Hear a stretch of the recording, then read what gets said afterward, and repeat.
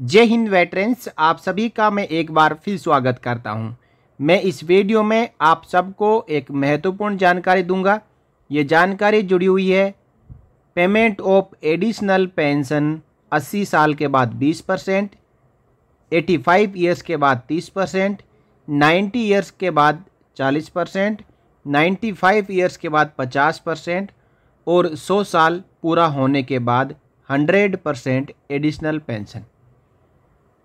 अब additional pension के ऊपर रूल्स और रेगुलेशंस तो बने हुए हैं कि 80 साल पूरा होते ही 20% एडिशनल पेंशन, चाहे सर्विस पेंशनर हो चाहे फैमिली पेंशनर हो, उन्हें दी जानी चाहिए।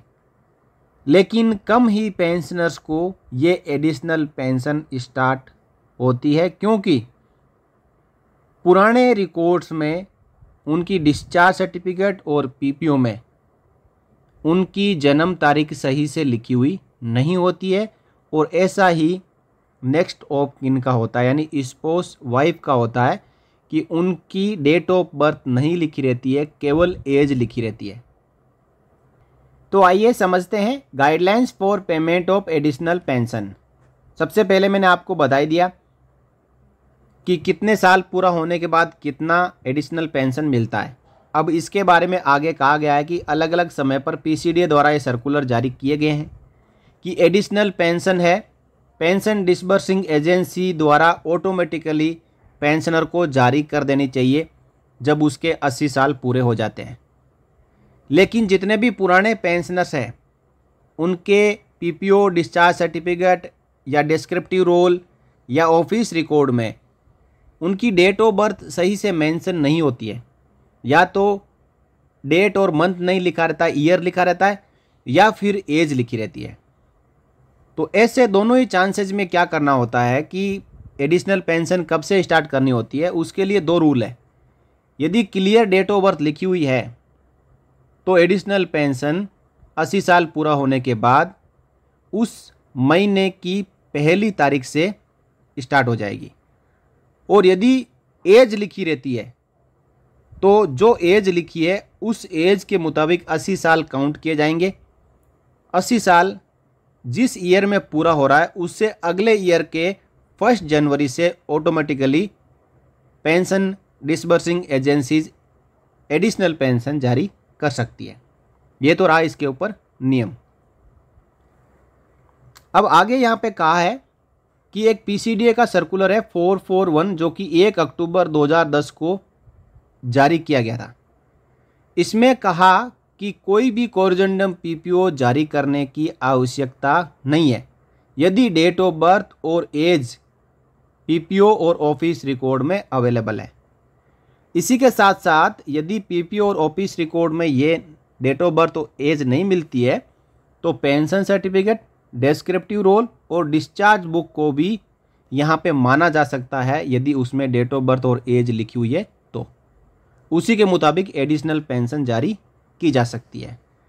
अब एक बड़ा क्लोज आता है कि यदि जो फैमिली पेंशनर है, वाइफ है, उसकी date of birth original PPO और जॉइंट नोटिफिकेशन कोरिजेंडम पीपीओ में नहीं लिखी रहती है, वहाँ पे नेम ऑफ वाइफ लिखा रहता है और केवल एज या ईयर ऑफ बर्थ लिखा हुआ है, तो नीचे लिखे गए डॉक्यूमेंट चाहिए होंगे जॉइंट नोटिफिकेशन करवाने के लिए और सही से डेट ऑफ बर्थ मेंशन करवाते हुए एक कोरिजेंडम पीपीओ जारी करवाने के लिए। कौन कौन से डॉक्यूमेंट है? पहला डॉक्यूमेंट है एक पर्सनल एप्लीकेशन चाहिए जिसमें ये लिखा रहेगा कि करेक्ट डेट ऑफ बर्थ है वो स्पोस की, वो कोरिजेंडम पीपीओ में लिखवानी है। इसके लिए ये पर्सनल एप्लीकेशन जिला सैनिक वेलफेयर बोर्ड से साइन करवाकर और उसमें अपना pin, complete home address, mobile number, ये सब कुछ लिखते हुए भेजनी है। और दूसरा है photocopy of birth certificate issued by registrar of birth oblique deaths. यदि बर्थ सर्टिफिकेट नहीं है तो 10वीं की मार्कशीट। इसी के साथ साथ Aadhaar card, PAN card where date of birth is mentioned in the format date, month, year.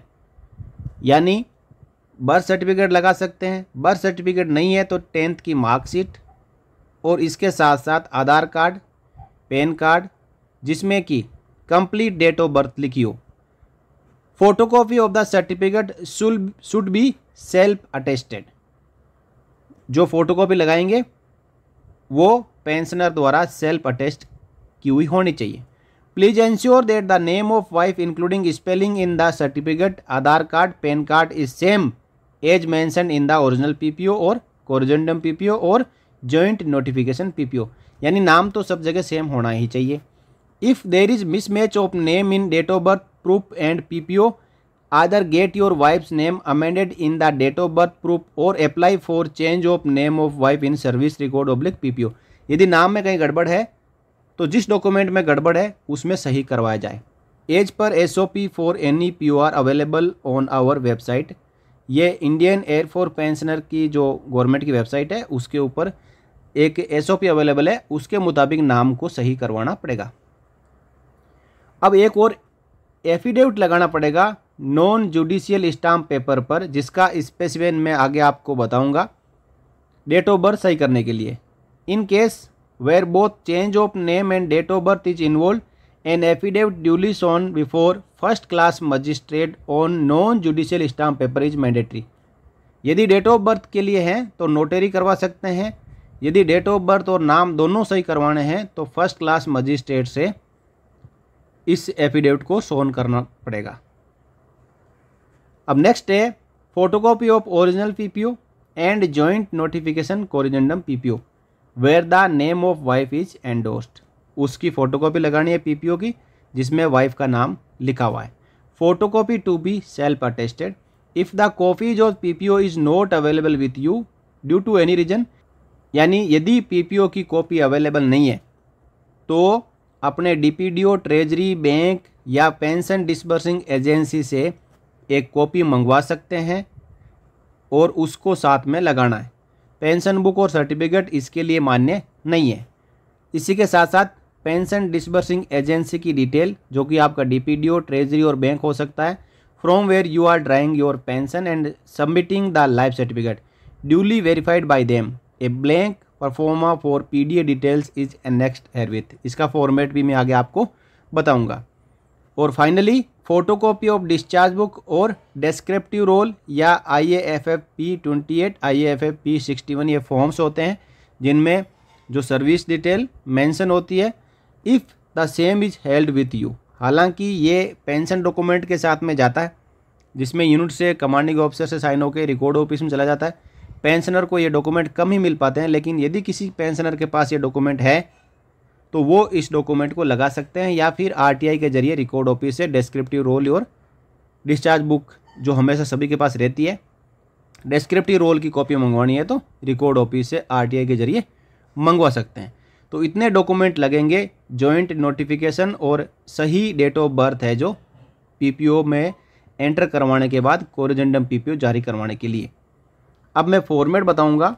सबसे पहला फॉर्मेट है स्पेसिमेन एफिडेविट, जो कि नाम और डेट ऑफ बर्थ सही करवाने के लिए।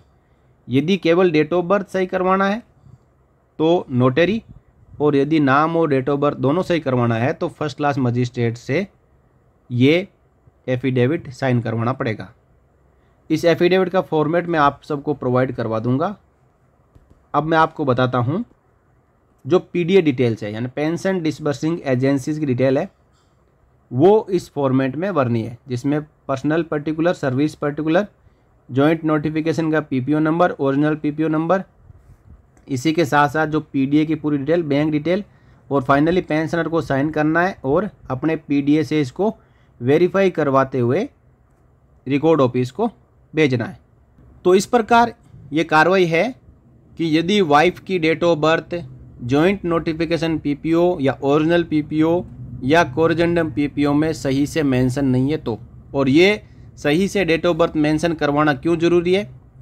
क्योंकि सर्विस पेंशनर की डेथ के बाद जो नेक्स्ट ऑफ किन है, वाइफ है, वो जब 80 साल अपनी उम्र पूरी करे तो उनको 20% एडिशनल पेंशन मिलने में दिक्कतों का सामना ना करना पड़े। तो जितने भी पुराने पेंशनर्स हैं, मोस्टली प्री 2006 पेंशनर्स, उनके PPO discharge book descriptive roll में वाइफ का डेट ऑफ बर्थ मेंशन नहीं है, केवल या तो एज लिखा हुआ है या फिर ईयर ऑफ बर्थ लिखा हुआ है।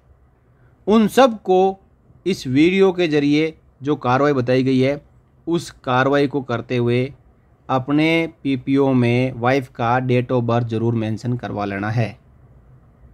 ये आपके लिए भी आसान रहेगा और आपकी वाइफ के लिए भी अच्छा रहेगा। तो साथियों, ये थी जानकारी endorsement oblique correction of date of birth in PPO for spouse, wife के लिए। आपको यदि जानकारी अच्छी लगी हो आप वीडियो को लाइक कर सकते हो और अपने सभी साथियों के साथ में शेयर कर सकते हो, ताकि जो कार्रवाई आप करें वो कार्रवाई आपके साथी भी कर लें। इस वीडियो में इतना ही, और इस कंप्लीट इंस्ट्रक्शंस की जो पीडीएफ है वो इस वीडियो के डिस्क्रिप्शन में अवेलेबल है, प्रिंट आउट कर सकते हैं, फॉर्म को यूज कर सकते हैं। मिलेंगे अगले वीडियो में एक और जानकारी के साथ, तब तक के लिए जय हिंद, जय Bharat, Vande Mataram. For more updates, subscribe to our channel and enjoy watching the videos. For more updates, subscribe to our channel and enjoy watching the videos.